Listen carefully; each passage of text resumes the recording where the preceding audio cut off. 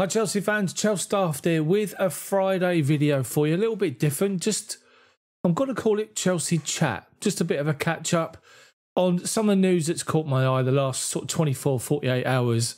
Just a bit of a chinwag before we play the game tomorrow against Fulham at 5:30.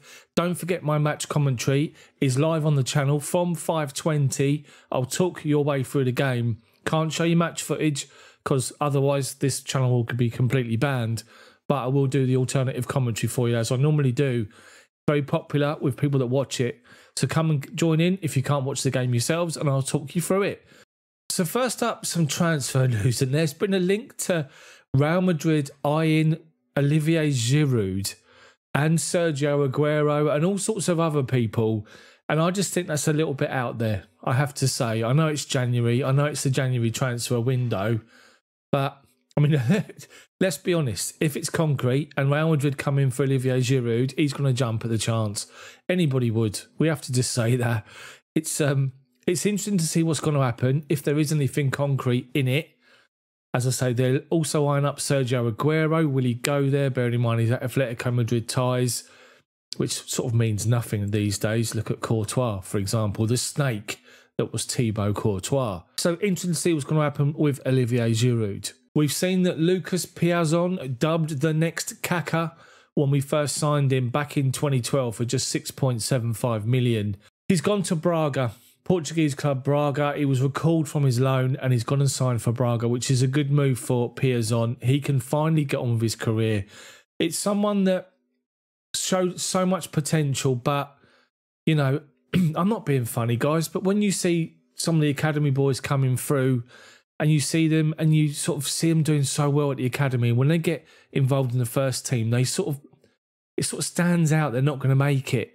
You know, they seem a bit short. They seem like, you know, the quality's not there or the physicality's not there. I know you can build it up over time, but for me, Lucas Piazon was somebody that didn't really seem to me as though he would be somebody that could make it in the Premier League week in, week out. Maybe, you know, some people say of players, they found their level. And I wonder if the Championship maybe was his level. He's gone to Braga. Hopefully we'll do well there. We wish him well, of course. But Lucas Piazon has finally been released from Chelsea and, well, been sold. And he's finally put an end to his Chelsea nightmare. Let's just say that. An update with the FA Cup and the fact that we drew Luton Town, which was a good draw for us at home again. And we're going to be taking them on the Sunday, the 24th of January. It's a 12 o'clock lunchtime kickoff. Make sure you pencil that into your diaries. But yeah, Chelsea v Luton, 12 o'clock, Sunday the 24th of Jan. An update is to be expected and to be announced shortly on Danny Drinkwater. We mentioned the other week there was interest from Turkey for Danny Drinkwater from Turkish side Kasimpasa. And it looks as though he's travelled and will sign for them on loan until the end of the season to get back playing again and hopefully resurrect his career since it's come to a standstill at Chelsea. Now, I want to talk about Fikayo Tomori. I put a video out on my channel the other day, what's happening to him, and I can't believe he's going to go out on loan. If you've missed that, make sure you check it out on the channel. We're seeing that AC Milan are interested in trying to sign him. And after Frank Lampard's pre-match press conference ahead of Fulham tomorrow, he spoke of Fikayo Tomori and confirmed that first of all he's in his plans, he's in his head for the future, Fikayo Tomori. It's only going to be a loan deal. But we're then seeing tweets from Fabrizio Romano who's confirming that talks have been progressing between AC Milan and Chelsea over a deal. And he's actually said on Twitter that he believes that Chelsea have asked for a loan to buy option for around 30 million euros for Tomori. Difficult to understand. Bearing in mind, Frank has turned around and said that he's part of his long-term plans. He's confirmed he's part of his plans. So why, if Frank's saying that, would then Chelsea be looking to try and sell him? I'm wondering where the speculations come from. I'm wondering what's going to happen. Will Chelsea sell Fikayo Tomori? If they do, it's a big, big mistake. But there are reports saying that there isn't an obligation to buy at the end of the loan deal. It's just a loan with an option. Hopefully, Frank will have some influence if they try and buy him. Let's just say AC Milan take him on loan for 6 months. He plays fantastically well. They then offer Chelsea 30 million. Hopefully, Chelsea will listen to Frank and they won't sell him. Chelsea sell Fikayo Tomori. It's a big mistake. A big, big mistake. So let's go to the game tomorrow. Fulham versus Chelsea. And it's interesting to see what Frank Lampard will do with his team selection. Bearing in mind, we take on Leicester on Tuesday in a big game, massive game. Will we see Billy Gilmour and Callum Hudson-Odoi start the game?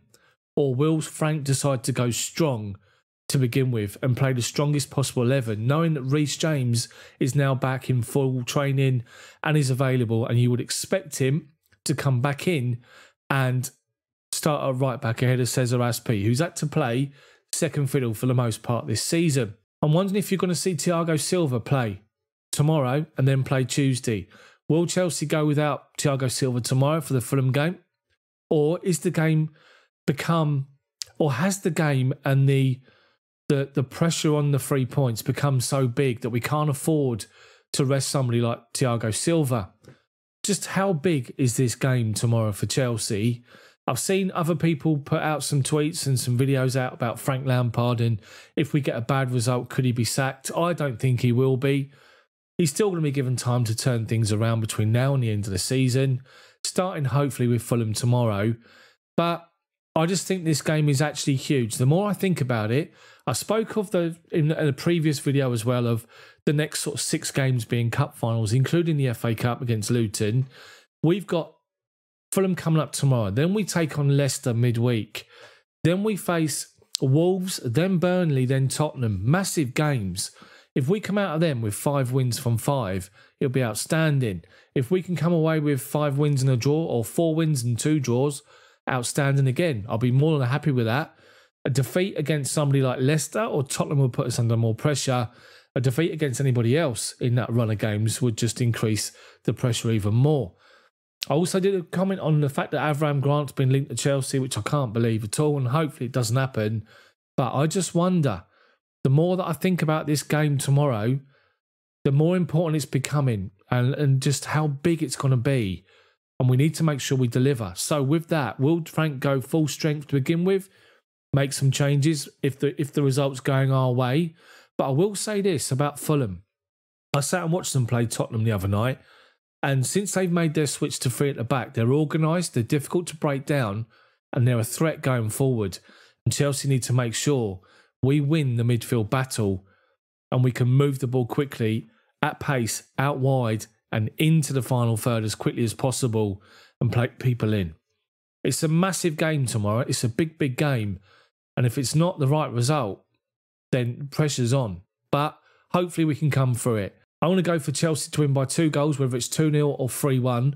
What do you guys think? So that's it from me, guys. It's the Chelsea news and Chelsea transfer news update from me on the channel. Thank you so much for watching. Drop a like on the video for me. Then subscribe to the channel if you haven't done it already. But make sure you hit the bell for notifications so you don't miss my videos come out, which is most days of the week. Thank you so much for watching, guys. Let me know what you think. See you guys for the commentary tomorrow, 5:20. Be here.